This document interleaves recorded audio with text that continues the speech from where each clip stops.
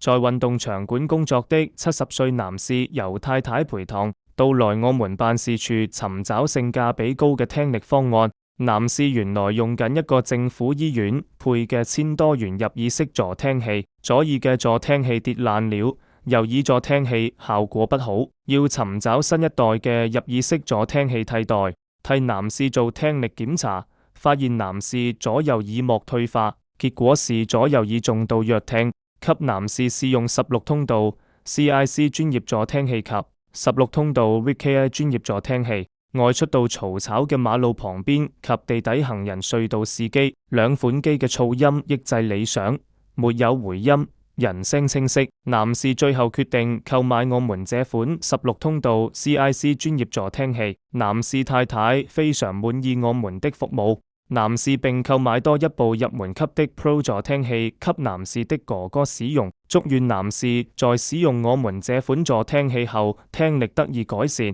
工作順利，身體健康。